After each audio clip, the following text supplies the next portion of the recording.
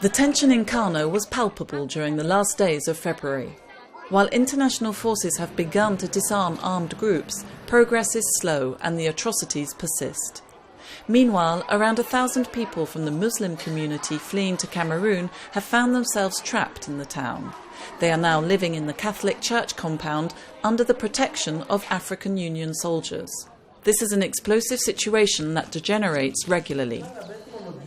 After a night of clashes, several casualties with bullet wounds were brought to Kano Hospital, where MSF is working. He was shot twice in the shoulder and a bullet exited through his armpit. He has lost a lot of blood and he's in shock. MSF decided to send an emergency surgical team from Bangui to cope with the influx of casualties.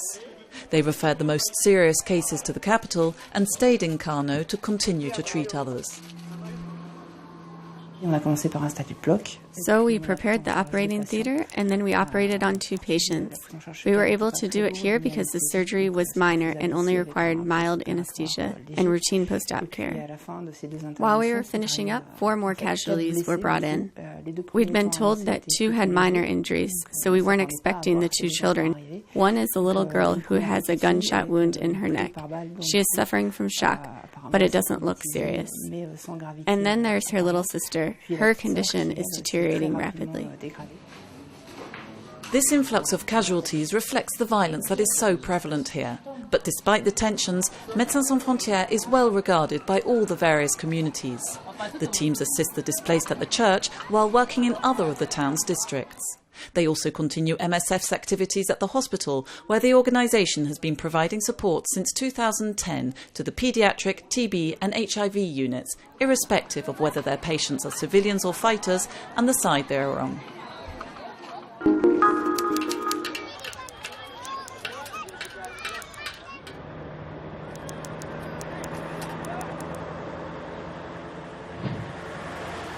This truck from the Central African Republic has just entered Garo-Balai, a small town in Cameroon that has transformed into a refugee camp. On board the truck are dozens of people, most of whom are Muslims. They have endured a dangerous and harrowing journey that took several days to escape from the atrocities committed by anti-Balaka militias. They killed my father and my mother, my sister and the rest of the family. It was the neighbor who killed my mother and father, and that's what really hurts. In both Chad and Cameroon, the MSF team see refugees who are deprived of everything, but above all, food and shelter. In Gorée, one of the main crossing points to Chad for Central African refugees, 6,000 people live crammed together around an old hospital. Women hang their veils on branches to provide a little shelter. They will be hopelessly inadequate when the rainy season starts in a few weeks' time. Plastic sheeting for shelters is going to have to be distributed in a few weeks at the end of March. It might be a problem. Utensils like hygiene and cooking kits are also going to be an issue. Some of the people here were lucky enough to be able to bring some things with them, but the majority fled with nothing. Those arriving in Chad face yet another problem, as they are not recognised as refugees. Although some may have Chadian nationality, for the most part they are Central Africans.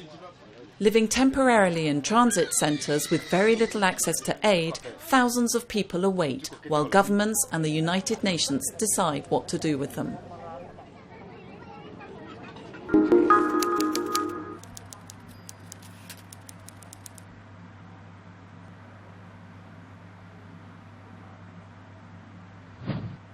With an estimated 500,000 new cases annually, drug-resistant tuberculosis continues to spread.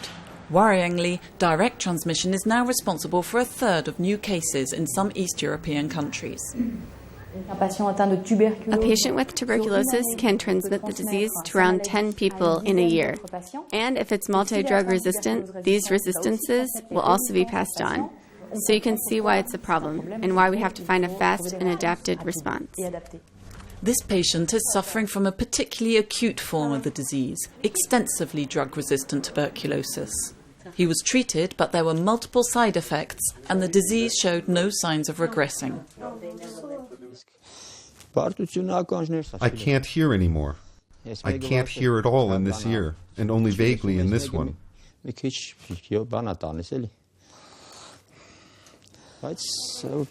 I'm taking the new treatment and I feel better. I'm less worried. If I continue this treatment, I'll be fine. This new treatment is a combination of drugs that includes bedaquiline. Clinical trials on this new anti-TB drug have not yet been completed, but initial results are promising and have made way for compassionate use of the drug. Only 250 patients in the world are receiving it, patients who have failed treatment and for whom there is no other option available. 26 people in Armenia are already on this treatment. While it is too early to judge how effective it is, some are already showing signs of significant improvement. But using this new drug solely as a last resort is not the answer. MSF considers it essential that research efforts be stepped up to develop as quickly as possible more effective and less toxic drug combinations.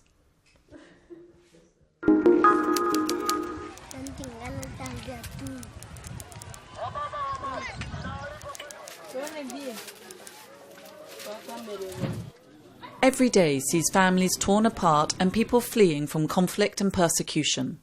Women are forced to take to the road alone, often with just the clothes on their backs. Life for displaced women is particularly challenging. They are vulnerable to rape, they frequently have no means of contraception, and some are pregnant with no access to healthcare. Every woman in the world is exposed to have a life-threatening complication during delivery. That means that 15% of the normal deliveries will face a life-threatening complication. If you don't have access to healthcare, what is usual in an emergency setting because they are in a refugee camp, but probably the healthcare didn't arrive, they will probably die. In the capital of the Central African Republic, Rabiatou explains how she was pregnant when she was forced to leave her home with no warning. She is living in a hangar near Bangui Airport, where she waits to leave for Chad or Cameroon. I started bleeding on the way, and the only clothes I had got blood-stained. I thought I would die before I got here. I had the baby, and they were worried because he didn't cry. The doctor took us to the hospital, and they resuscitated him.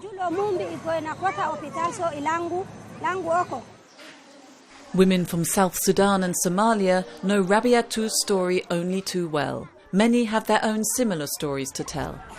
Countless women have had to flee to neighbouring countries. They need protection, obstetric care and access to family planning.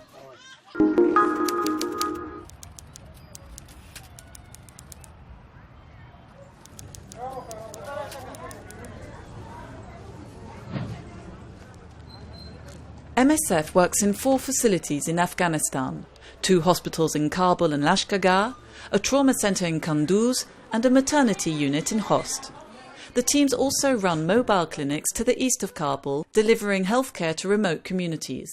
But still too many Afghans are deprived of medical care. But we see and we hear from a lot of people, from elders outside, that there's still a lot of women dying within the village. They live far away and it's for them very difficult because there's no transport, because the road is bad, or because they just don't know how to get here or due to security. The idea is to support certain health centers, and then we would make sure that even if the woman is poor, they get to us in time. In Afghanistan, health is often held up as an example of the reconstruction effort. But a recent MSF report revealed the gap between the rhetoric and the reality, because access to healthcare is all too often synonymous with danger and sometimes even death. And as international interest in Afghanistan wanes, MSF is witness not only to a war that continues to rage in many of the country's regions, but also to the failure to deliver an adequate response to the increasing medical and humanitarian needs.